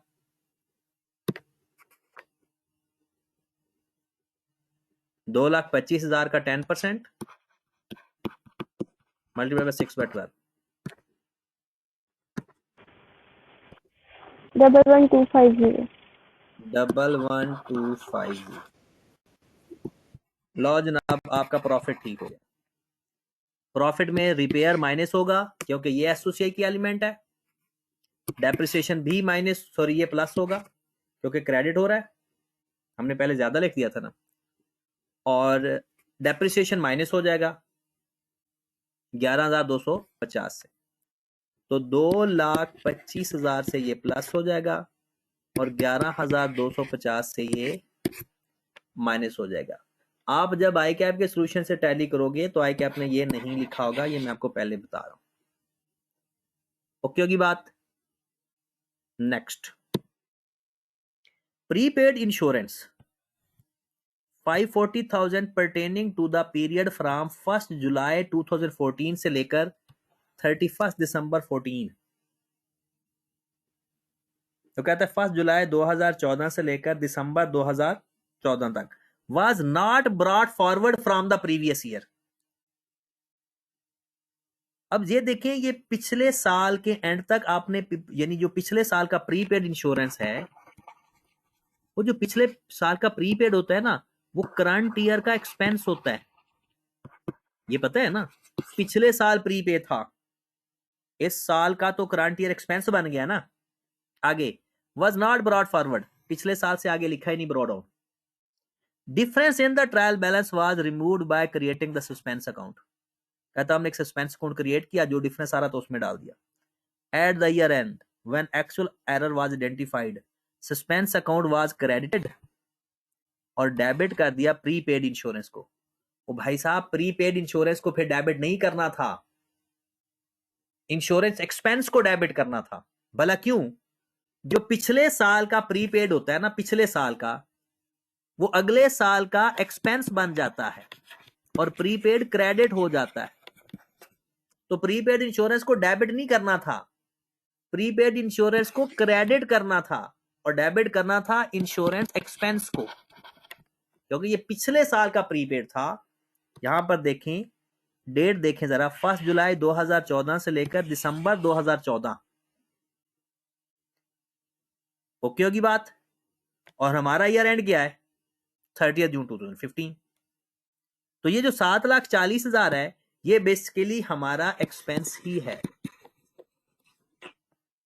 तो ये एक्सपेंस डेबिट होगा, तो ये भी हमारे प्रॉफिट को कम करेगा। जब प्रॉफिट को आपने रेक्टिफाई करना हो ना, तो पूरी एंट्री पर जाने की जरूरत नहीं है, आप सिंपल अपने मतलब की बात किया करें कि अगर आपको ये पता चल गया कि एक्सपेंस की वजह से हमारा प्रॉफिट कम हो रहा है, तो बस अपने एक्सपेंस को ठीक करें बस। नेक्स्ट है जी, purchase return to supplier 400,000 was not recorded. Purchase return को रिकॉर्ड ही नहीं किया, तो अब रिकॉर्ड कर देते हैं। The error was rectified by debiting the supplier account and credited the suspense account. जो उसने लिखा हुआ है अफेक्ट करता है या नहीं करता, लेकिन हमारे प्रॉफिट को इफेक्ट नहीं कर रहा, क्योंकि एक लायबिलिटी है और एक सस्पेंस अकाउंट है। The balance in the suspense account was included in the current liability. लो जनाब, उसने समझो एक परचेज रिटर्न नहीं लिखी, और आप परचेज रिटर्न लिखेंगे तो परचेज रिटर्न तो क्रेडिट होता है। परचेज रिटर्न क्रेडिट होता है, तो इसका मतलब ये हुआ कि हमारा प्रॉफिट 4 लाख से बढ़ जाएगा। लो मेरे भाई, आपका सवाल कंप्लीट हो गया। अब इसको प्लस करके अपना प्रॉफिट निकालें, आपका रेक्टिफाई प्रॉफिट आ जाएगा। और जो आपका आई कैप के सोल्यूशन के साथ मैच करोगे तो उसमें 5,50,000 का फर्क नजर आएगा। ठीक होगी बात? कितना आंसर आ गया?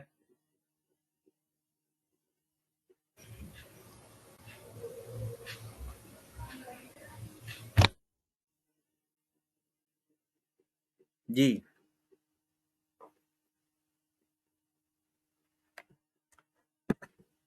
कोई कैलकुलेशन कर रहा है? सर 18423,750।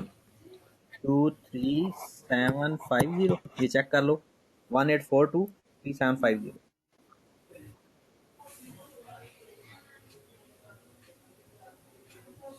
चलो, आंसर तो आपने अपना मैच कर लेना। सर जी, IAS 8 में जब अकाउंटिंग पॉलिसी के नोट्स बनाते हैं तो कितने सालों के बनाते हैं? जितने सालों के इसमें पूछे हूँ। सर मतलब आपने वो लिखवाया था 3 या पता नहीं 2-3 वो तो एरर साल। के बताए थे, वो तो एरर के लिए कहा था, वो ठीक है एरर सर। के लिए कहा था। और जो पॉलिसी के होते हैं ना, याद रखें, अगर पॉसिबल है ना, तो करंट ईयर और पिछले 2 साल SOFP के, करंट ईयर और पिछले 2 साल के SOFP के, और SPL के या स्टेटमेंट चेंज इन इक्विटी के। तो स्टेटमेंट चेंज इन इक्विटी तो उसी में कवर हो जाता है। उसमें हमने करंट ईयर के और पिछले साल के बनाने होते हैं। अकाउंटिंग पॉलिसीज के लिए अगर एसओएफपी का कहता है तो करंट ईयर और पिछले 2 साल, और अगर वो कहता है रेक्टिव के उसके एसपीएल के तो फिर वो करंट ईयर और पिछला साल। ठीक है, ठीक है सर। चलें जी नेक्स्ट सर जी जी। IAS 16 के नोट्स करवा देंगे रिवाइज? बिल्कुल करवानी है। अभी ना 2 दिन मुझे सिर्फ रेक्टिफिकेशन ऑफ एरर को दे देने दें, फिर उसके बाद मैंने आपके वही सवाल करवाने हैं। ठीक हो गया सर। आज और कल बस रेक्टिफिकेशन ऑफ एरर को देना है, फिर उसके बाद वही जो कहोगे वही कर देंगे। चलें जनाब, ये सवाल बहुत ही इंटरेस्टिंग सवाल है, और फिर वही बात कि सारे का सारा ये डिपेंड करता है आपके चैप्टर नंबर 5 जो आपने पीआरसी में पढ़ा, बैड डेट्स और प्रोविजन फॉर बैड डेट्स वाला। जी जनाब, 16 नंबर का ये सवाल है। पहले वो कहता है प्रिपेयरिंग एडजस्टिंग, ये आज का आखिरी क्वेश्चन करते हैं। ये मेरे ख्याल में 2021, तो 21, 22, 23 आज मैंने करवा दिया। 3 साल के पेपर मैं कल करवाऊंगा, बस खत्म। फिर उसके बाद जो भी सवाल होंगे फिर आप अगर पूछोगे तो मैं बताऊंगा, तो वरना मैंने रेक्टिफिकेशन के बस 2 दिन ही लगाने हैं। फिर उसके बाद इंशाल्लाह हम चले जाएंगे बाकी टॉपिक्स के ऊपर। जी जनाब, इसमें वो कहता है एक तो एडजस्टिंग एंट्रीज बनानी है, दूसरा उसने कहा है कि नेट इफेक्ट बताना है प्रॉफिट के ऊपर भी। ठीक होगी बात। पीरियोडिक इन्वेंट्री सिस्टम है, ये भी फायदा हो गया क्योंकि इसमें फिर ज्यादा चीजें सोचनी नहीं पड़ती। हाँ जी, सवाल देखिएगा, वो कहता है कि आपके पास हमारा ईयर एंड है 30 जून 2019। कहता for the year ended is under preparation, following information has been gathered in this respect. कहता ट्रेड रिसीवेबल सेम डेट के आपके पास 2500,000 है, प्रोविजन आपके है 4 लाख, और रिसीवेबल है आपके 21 लाख के। इसका मतलब ये हुआ आपने प्रोविजन वगैरह सब कुछ फाइंड कर चुके हैं, क्योंकि साल के एंड का डाटा गिवन है ना, तो आपने प्रोविजन भी चार्ज कर चुके हैं। ओके होगी बात। चलें जी नेक्स्ट आगे चलते हैं, और अगर कोई डिफरेंस आएगा तो वो हमने जो ट्रेड रिसीवेबल या जो भी होगा उसके ऊपर हम बाद में इफेक्ट ले लेंगे। वो कहते हैं इट वाज नोटेड दैट, अब ये सारे का सारा यहां से यहां तक आपका प्रोविजन फॉर बैड डेट्स का टॉपिक है, पूरे का पूरा। कहते हैं an old standing balance 250,000 which was right of previously, right of का मतलब bad debts, was settled during the year 20% discount. कहते हैं हमें 80% पैसे इससे मिल गए, जो 2,50,000 आपने लेना था उसको 20% छूट देके हमें 80% इससे पैसे मिल गए। इसका मतलब ये हुआ कि आपको 2 लाख रुपया मिल गया। The amount received was credited to trade receivable, जो अमाउंट रिसीव होती है वो ट्रेड रिसीवेबल को डेबिट नहीं करते। जो अमाउंट रिसीव होती है वो डेबिट किसको करते हैं, जरा देखिएगा। इसकी वो एंट्रीज में पास करवा देता हूं। Wrong and correct entry, wrong entry, rectifying entry. जो अमाउंट हम राइट ऑफ कर चुके होते हैं अगर पैसे वो हमें वापस मिले तो एंट्रीज होती है cash debit, bad debts, recovered credit. ये एंट्री पास करनी चाहिए थी, उसने एंट्री पास कर दी cash debit, trade receivable credit, ये उसने एंट्री पास की है। डेबिट करना था, सॉरी क्रेडिट करना था बैड डेट्स को, उसने क्रेडिट कर दिया अकाउंट रिसीवेबल को। अब वो अकाउंट रिसीवेबल को वापस डेबिट कर देगा और बैड डेट्स रिकवर्ड को क्रेडिट करेगा। तो बात क्लियर हो गई ना। और जब पैसे मिलते हैं तो क्रेडिट बैड डेट्स रिकवर्ड को करना था, उसने अकाउंट रिसीवेबल को कर दिया। अब अकाउंट रिसीवेबल को डेबिट कर देगा और बैड डेट्स को क्रेडिट कर देगा। दूसरी बात, purchase return 500,000 mistakenly debited to trade receivable. Purchase return तो बजाते खुद बेचारा क्रेडिट होता है, परचेज रिटर्न तो खुद क्रेडिट होता है। बात समझ लगी? उसने गलती से डेबिट कर दिया ट्रेड रिसीवेबल को। अब आप मुझे बताएं, जब परचेज रिटर्न होता है तो एंट्री पास होती है account payable to purchase return. उसने अकाउंट पेएबल की बजाय अकाउंट रिसीवेबल को डेबिट कर दिया। और जब परचेज रिटर्न होता है तो डेबिट होता है अकाउंट पेएबल। याद रखें, जिस जो गलती उसने बताई होती है उसी पर फोकस किया करो और उसी साइड पे फोकस किया करो। परचेज रिटर्न के केस में डेबिट होता है अकाउंट पेएबल। मतलब क्या है? करेक्ट एंट्री क्या थी? Account payable to purchase return. उसने गलत एंट्री पास कर दी account receivable to purchase return. अब हम क्या करेंगे? जिसको डेबिट करना था उसको डेबिट कर देंगे और जिसको गलत डेबिट किया उसको क्रेडिट कर देंगे। अमाउंट कितनी है जनाब? 5 लाख। ओके होगी बात?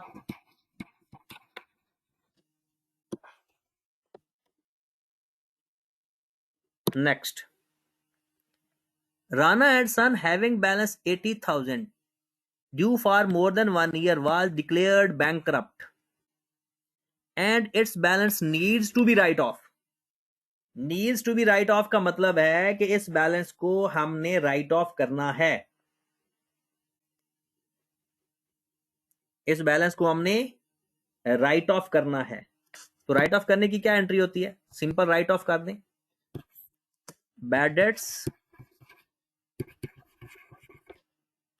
and provision for bad debts debit to account receivable credit, bad debts and provision for bad debts debit to कितनी अमाउंट से? 80,000। तो की होगी बात? फिर वो कहता है 25% फॉर द बैलेंस, प्रोविजन की बात कर रहा है। कहता है जो 6 महीने से ज्यादा बैलेंस आउटस्टैंडिंग होंगे उसके ऊपर हम 25% अप्लाई करेंगे, जो कि 6 लाख हैं, जो कि 6 लाख हैं, और बाकियों के ऊपर 5% अप्लाई करेंगे। तो ये हमारी प्रोविजन आ जाएगी। और प्रोविजन आपको याद होगा कि प्रोविजन हम जब कैरी डाउन फाइंड करते होते हैं तो फिर इसमें देखते हैं कि इंक्रीज कितनी आई है और डिक्रीज कितनी आई है। चलो जरा पहले फाइंड करते हैं प्रोविजन। जी जनाब, आ जाए जरा। आपके पास डेटर्स कितने पड़े हुए हैं? डेटर्स कितने हैं? नेट डेटर्स नहीं, ओरिजिनल देखते हैं। 25 लाख के, 25 लाख, जिसमें से रेक्टिफाई होने की वजह से जो डेटर्स डेबिट हो रहे हैं वो प्लस करते जाओ, जो क्रेडिट हो रहे हैं वो माइनस करते जाओ। क्या करना है? जो डेटर्स आपके डेबिट हो रहे हैं वो प्लस करते जाओ, जो क्रेडिट हो रहे हैं वो माइनस करते जाओ। करो जरा। 2 लाख प्लस हो जाएगा, 5 लाख माइनस हो जाएगा, क्योंकि डेटर सही करके प्रोविजन लेंगे ना हम, और 80,000 भी क्रेडिट हो रहा है। लो जनाब, निकालो जरा कितना आंसर आता है। सही डेटर्स कितने आते हैं? 2120,000. 2120,000। इसमें से स्पेसिफिक प्रोविजन है स्पेसिफिक प्रोविजन है कितने डेटर्स पे? 6 लाख पे। और स्पेसिफिक प्रोविजन 6 लाख, इसका 25% लेना है और बाकी डेटर्स कितने बच गए?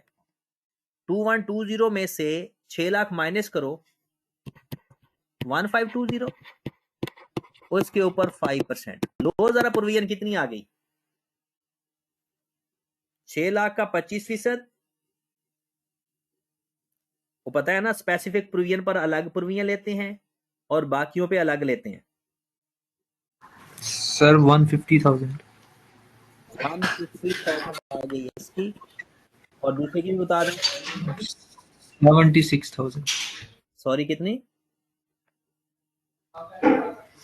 76,000। 76,000। टोटल कितनी आ गई?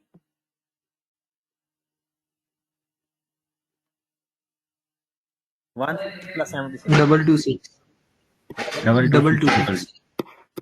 226 जी जनाब, 226 ट्रिप। ये प्रोविजन आनी चाहिए थी। उसने प्रोविजन कितनी लिखी हुई है? उसने प्रोविजन लिखी हुई है 4 लाख से, और प्रोविजन आनी कितनी चाहिए थी? 2,26,000 से। कितनी प्रोविजन ज्यादा लिखी हुई है? कितनी प्रोविजन ज्यादा लिखी हुई है? जी जनाब। सर 174,000। 174,000 से ज्यादा प्रोविजन लिखी हुई है, यानी 4 लाख का डिफरेंस लेना है। इसका मतलब यह है, आपको याद होगा हमने प्रोविजन अब कम करनी है। प्रोविजन कम करने की एंट्री क्या है पता है? Provision for bad debts debit, bad dates credit. 174,000 I cap की एंट्री अगर देखोगे ना, तो वो एक पुराने स्टाइल से एंट्री पास की हुई है। वो स्टाइल अब पीआरसी में नहीं रहा, इसलिए मैंने आपको वो एंट्री नहीं पास करवाई। क्योंकि पीआरसी से जिस तरीके से पढ़ के आए हैं ना, उसी तरीके से मैंने आपको करवाया।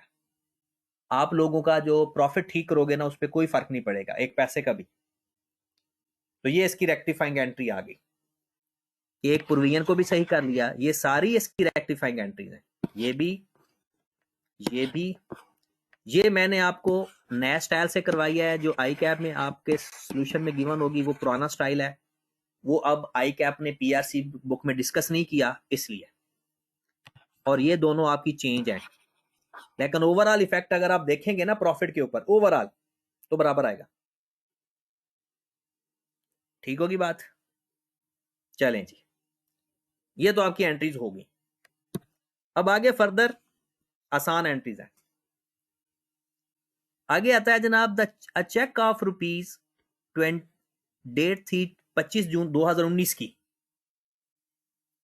150,000 was received from an insurance company. Insurance company से 1.5 लाख का हमने चेक लिया, deposited by the owner in his personal account, और उसने अपने पर्सनल अकाउंट में डिपॉजिट करवा दिया। अगर बिजनेस के पैसे आप अपने पर्सनल अकाउंट में ले जाओगे ना, तो उसे ड्रॉइंग्स कहते हैं। अगर क्या बिजनेस का पैसा आप अपने अकाउंट में लेकर जाओगे, वो ड्रॉइंग्स होंगी। The cheque was received in settlement of an inventory loss claim. वो आपने एक इन्वेंट्री लॉस हो गई थी, उसका आपने क्लेम किया था, उसका आपको चेक मिला था। Actually loss was ₹180,000। Actual loss 1,80,000 का था। No entries has been made for the loss of inventory and insurance claim. ना आपने एंट्री पास की थी लॉस की, और ना फिर इंश्योरेंस क्लेम की, तो हम एंट्री पास कर लेते हैं। सिंपल है ये तो। जब इन्वेंट्री लॉस हुई होगी, हमने एंट्री क्या पास करनी है? Abnormal loss debit purchases credit. Abnormal loss debit purchases credit 180,000 से। Abnormal loss debit purchases credit 180,000 से। और जो हमें इंश्योरेंस क्लेम मिला, वो बैंक डेबिट नहीं करेंगे, ड्रॉइंग्स डेबिट। कितनी अमाउंट से? 150,000 से। और इंश्योरेंस इनकम क्रेडिट लो जनाब एंट्री पास होगी। हमने क्लेम नहीं लिखा था, वो क्लेम की एंट्री भी पास कर दी, और फिर वो कहता है जी इंश्योरेंस क्लेम की आपने एंट्री पास नहीं की, वो भी लिख दी। Abnormal loss to purchases loss की एंट्री, और ड्राइंग्स टू इंश्योरेंस इनकम या एसपीएल, और इसकी जगह भी एसपीएल लिख सकते हो। ठीक होगी बात। चलें जी नेक्स्ट। कहता the opening balance of accumulated depreciation was brought forward 280,000 instead of 820,000. The error was rectified to be corrected with the difference by credited accumulated option account and debiting depreciation. जो accumulated depreciation का balance गलत है ना, वो accumulated depreciation को ठीक होना था। depreciation कहां से आ गई? क्योंकि accumulated depreciation का ताल्लुक depreciation की सिर्फ फॉर द ईयर एंट्री के साथ होता है। तो कहता है पहले तो मुझे ये बताओ, आपने accumulated depreciation कैरी फॉरवर्ड कम की थी या ज्यादा? 280 से 820, 280 से 820 कम की थी। कम की थी। कम कितनी कम की थी? अमाउंट बताएं।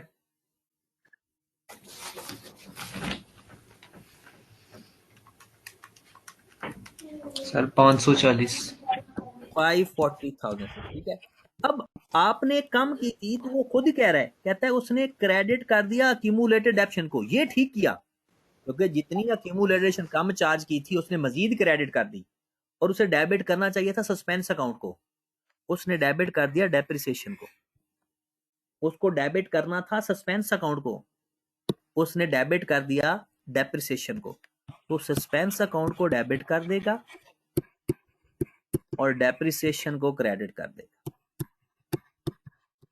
क्योंकि डेप्शन को डेबिट फजूल किया उसने। क्योंकि जब ब्रॉड फॉरवर्ड एंट्री की गलती होती है तो उसको सस्पेंस अकाउंट के साथ ठीक करते हैं। लो जनाब नेक्स्ट।